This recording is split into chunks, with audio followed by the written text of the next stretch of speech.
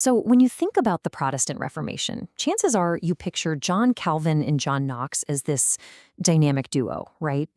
The story usually goes that Knox, the fiery Scotsman, was just Calvin's loyal student, his disciple. But what if that whole story is, well, a myth? We're going to dive into this because the real story is so much more complicated, way more contentious, and honestly, a whole lot more interesting. Yeah, this quote from historian James Dawson just nails it. Chalk and cheese. I mean, that says it all, right? It perfectly captures the heart of their relationship. We're not talking about two peas in a pod here.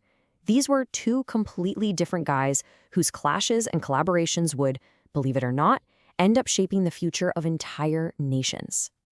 And wow, were the differences stark. Look at this. On one side, you've got Calvin. He's the Frenchman, super intellectual, kind of dry, always cautious, playing the long diplomatic game. He's the senior statesman of the Reformation. And then you've got Knox, the Scotsman, described as hard and tangy. I love that. A total radical prophet, and yeah, often acting like a wayward pupil. You can just feel the tension brewing already, can't you? All right, so let's get into it. Let's peel back the layers on this tale of two reformers and figure out exactly where that popular story goes off the rails. Okay, this is what's so fascinating. Knox's whole way of thinking, his theological DNA, if you will, was already baked in long before he ever really spent time with Calvin. I mean, his early hero? It wasn't Calvin.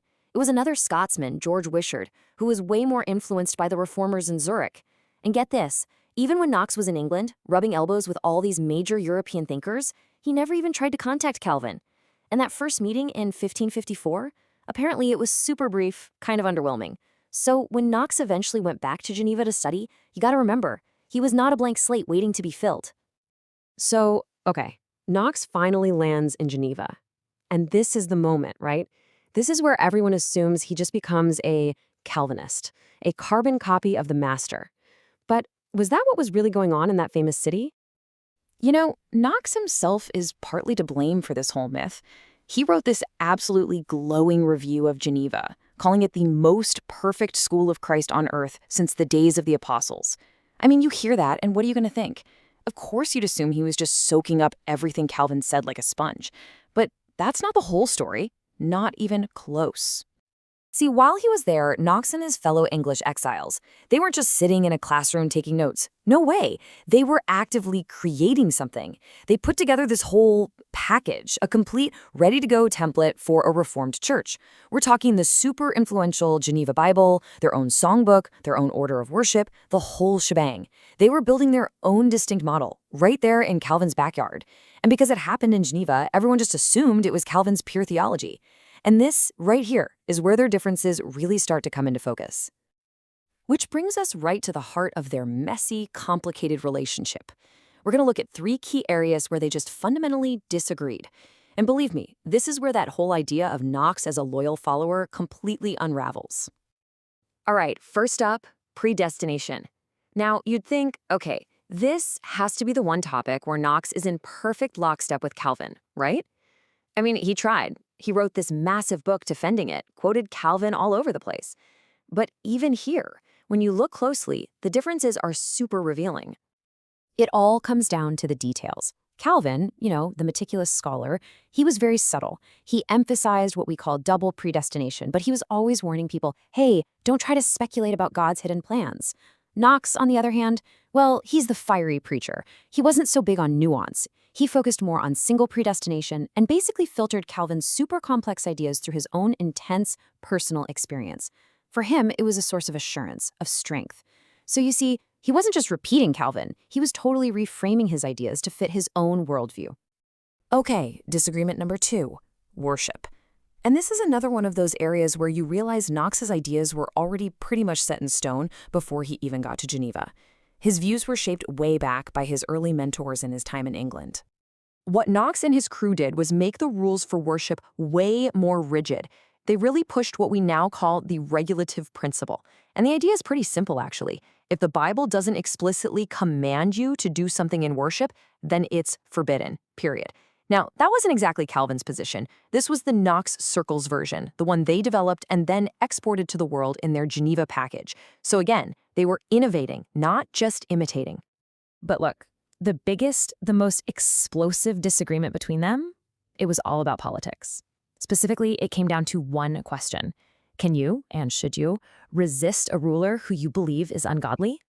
And this wasn't just some academic debate. This was the burning question of the day, especially for Protestants who were being persecuted under the Catholic Queen Mary Tudor in England. And on this one issue, yeah, Knox and Calvin were on completely different planets. Calvin, ever the diplomat, was always cautious. His advice was consistent. Be patient, don't resist, trust in God. Knox, the fiery prophet, he threw all of that right out the window. He was watching his friends get persecuted, and he argued for active, open resistance.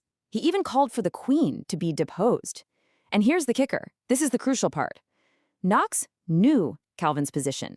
Calvin had been giving him this same advice since 1554.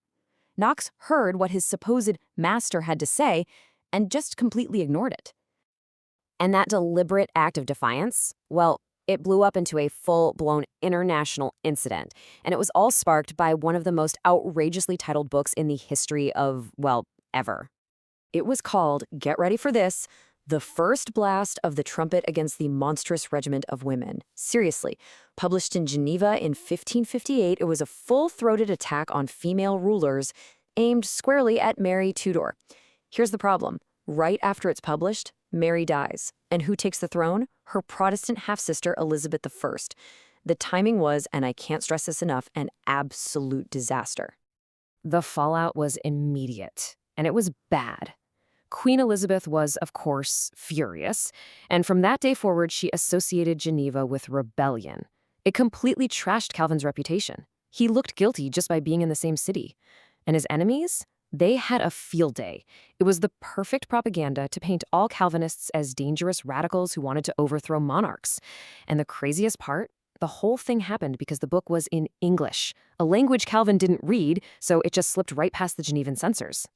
Just look at this little verse from an anti-Protestant book at the time. It shows you exactly how the damage spread. The message was crystal clear. If Knox is right, no queen is safe.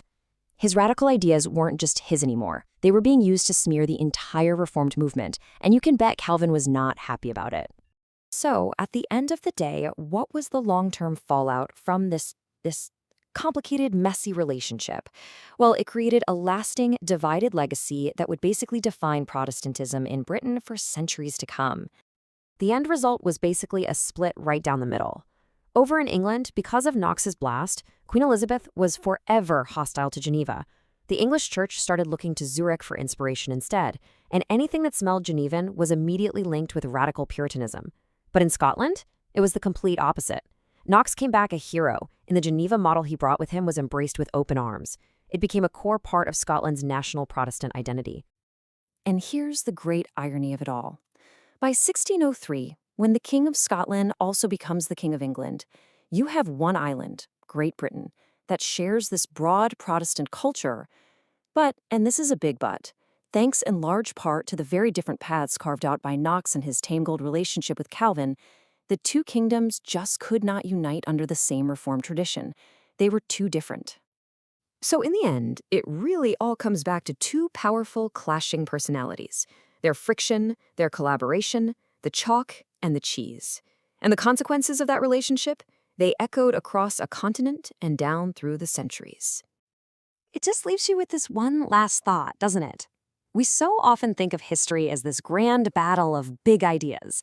But how much of it is really just shaped by something much more personal, much more human, like the messy, complicated dynamics of a single friendship?